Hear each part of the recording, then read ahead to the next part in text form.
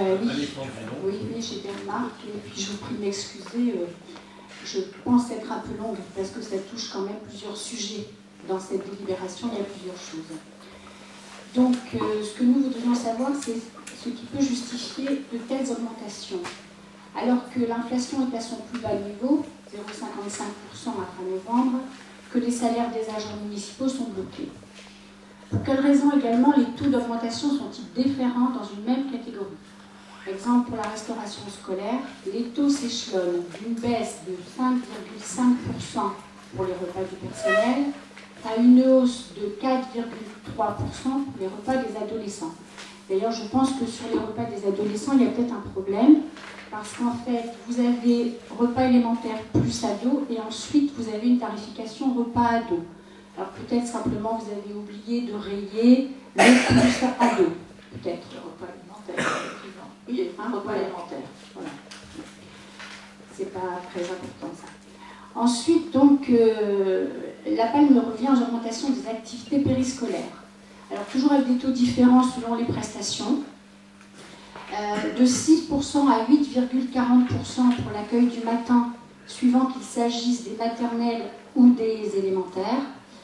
14,80% pour l'accueil du soir. Là, l'augmentation est identique pour les maternelles et les élémentaires. 36,40% pour la passerelle de 17h à 19h15, qui passe donc de 1,10 € à 1,50 €, et la création d'un nouveau tarif passerelle de 16h à 16h30 à 0,60 centimes d'euros. Alors, je vous ferai remarquer que depuis début septembre, vous avez facturé le tarif passerelle d'1,10 € de 16h à 16h30, alors que ce tarif n'existe pas, puisque sur la délibération de 2014, il est bien précisé que cette tarification concerne la passerelle de 17h30 à 19h15 ou de 18h à 19h15, et en aucun cas de 16h à 16h30. Donc là, je pense qu'il peut y avoir un petit problème. Donc, allez-vous dédommager les familles comme pour les exposants du salon? Je pose la question. Je vous demande de rester sur le sujet. Je reste sur le sujet, monsieur le maire. Je reste sur le sujet, monsieur le maire. Je vais maintenant aborder le centre de loisirs. Donc, la journée au centre de loisirs subit quant à elle une augmentation de 9,80%, mais la demi-journée, 22%. Donc là, c'est pareil, je ne comprends pas bien. Alors qu'en fait, je ne sais pas pourquoi il y a une telle augmentation. Est-ce que c'est dû à la modification des rythmes scolaires? Pas. Mais si c'est le cas, il y a quand même un dédommagement qui est versé par l'État.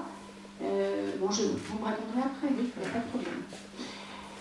Donc, nous trouvons que ces taux d'augmentation sont incohérents, mais ils sont prohibitifs. Alors que nous venons de voter une augmentation de 1% pour les concessions du cimetière, et que les tarifs seniors qui ont été votés en CCAS ont été revalorisés de 0,97 à 1,10%. Faut-il comprendre qu'il y a deux catégories de Villecrénois, les seniors et les familles. Donc nous avons effectué une petite simulation de ces augmentations pour une famille de 2 enfants, hein, un enfant en maternelle, un autre en élémentaire. Les 2 parents travaillent, ils travaillent loin, ils subissent 2 à 3 heures de transport par jour, ce qui les oblige à utiliser la garderie du matin, la garderie du soir et la restauration scolaire. Cela représente une augmentation d'environ 275 € sur 36 semaines de classe.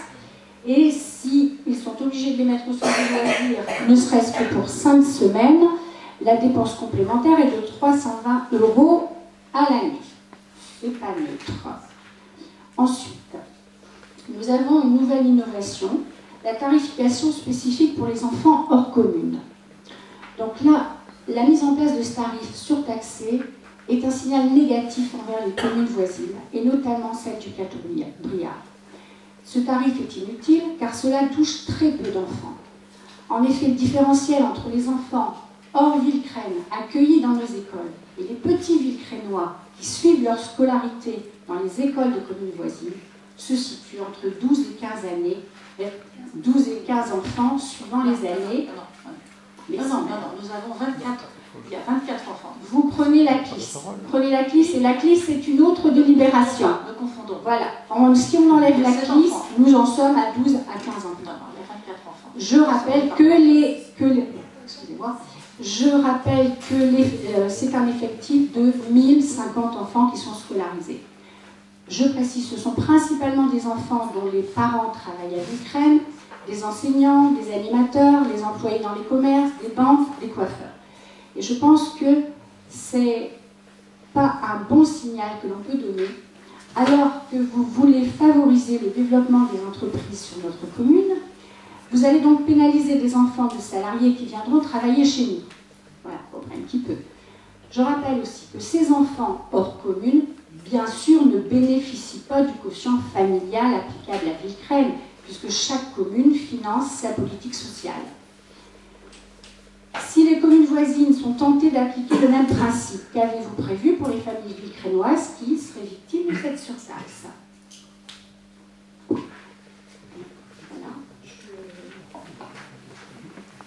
Je vais vous répondre. Lorsque nous avons étudié toutes les rubriques, rubrique par rubrique, nous avons essayé d'être le plus équitable possible. Et du coup, et de la durée des prestations données. Et si on fait des comparaisons par rapport à d'autres communes, comme par exemple Mandres-les-Roses, on est complètement, mais vraiment en dessous des tarifs. Mais nous ne sommes pas à Mandres-les-Roses. Non, mais nous ne sommes pas à Mandres-les-Roses. Allez, s'il vous plaît, il n'y a qu'une personne qui a la parole à la fois, c'est Madame Ville. Je suis désolée, compte tenu des comparaisons, Mandres-les-Roses, Sucy-en-Brie, voici Saint-Léger, on est quand même obligé de s'aligner sur les autres communes. Du Val-de-Marne n'est pas le principalement du mais je ne vois pas pourquoi vous devez vous aligner sur les autres communes. Nous sommes à Villecresnes. Mais comment les parents, comment les familles vont-elles comprendre ce genre de choses? Si jamais vous leur dites, mais on s'est aligné sur Mandres ou sur Boissy-Saint-Léger, non, mais c'est pas eux. Je veux dire, il faut quand même, quand on étudie une rubrique telle que par exemple la passerelle APC, quand vous regardez après les APC de 17h à 19h15, ça demande des animateurs, des gens spécialisés. Ils sont déjà là. Tout d'un coup. Ils sont déjà là. Non mais ils sont déjà là. Rien n'a grâce à vos yeux, de toute façon, quoi que l'on fasse. Ah mais non, c'est pas une question. Mais si, mais c'est comme ça que je vous en prie, c'est pas une question d'avoir grâce à mes yeux. Excusez-moi, je vais pas payer moi, donc c'est pas une question d'avoir grâce à mes yeux. Et nous n'avons jamais augmenté dans de telles proportions. Vous vous rendez compte l'augmentation que vous allez faire auprès des familles? Moi, je comprends pas ça. Alors maintenant, si c'est simplement, excusez-moi, vraiment, si c'est pour vous aligner sur les communes voisines, excusez-moi, c'est ce que vous dites. Vous avez certainement remarqué déjà qu'en ce qui concerne les ouvertures, nous avons fait de très gros efforts. Vous êtes revenu en arrière. Comment ça, on est revenu en Oui, arrière? avant, c'était 7h, 19h15, monsieur le maire, c'était ça. Oui, non, mais avant l'application des nouveaux rythmes scolaires. Oui, mais ça ne change rien sur le matin. Ah non, ça ne change rien. Mais non. Alors, attendez, bon, écoutez. Bon, vous me laissez parler, s'il vous plaît. Je vous écoute. Je dis simplement que nous avons fait de très gros efforts pour faire en sorte que nous puissions organiser le fait que nous accueillions les enfants de 7h le matin jusqu'à 19h15 le soir, parce que je vous rappelle que lorsque les nouveaux rythmes scolaires ont été mis en place, ce n'était pas ces horaires-là. Suite à des discussions que nous avons eues avec les parents d'élèves et les directeurs d'école, et vu les demandes que nous avons eues d'un certain nombre de parents d'allonger et de passer à 19h15, nous avons fait un certain nombre d'efforts d'organisation pour arriver à ces nouveaux horaires. Je dois dire que nous sommes pratiquement les seuls autour à avoir des horaires aussi étendus. C'est exact. Bien. Mais les parents merci de prendre acte de ça. Monsieur le maire, c'était déjà le cas avant. Les horaires, c'était cela. 7h du matin, la garderie du matin. Avant la mise en place des nouveaux rythmes scolaires. Avant le mois de septembre. Je suis d'accord. Avant le mois de septembre. Oui, mais monsieur le maire, ces nouveaux rythmes scolaires, pour le moment, ils sont quand même financés. Ils sont financés à hauteur de 50 € effectivement par l'État, et la CAF peut verser, si effectivement on applique bien, on fait bien d'étapes, 0,50 centimes d'euros par heure par enfant, par 3 heures par semaine, par 36 semaines d'école.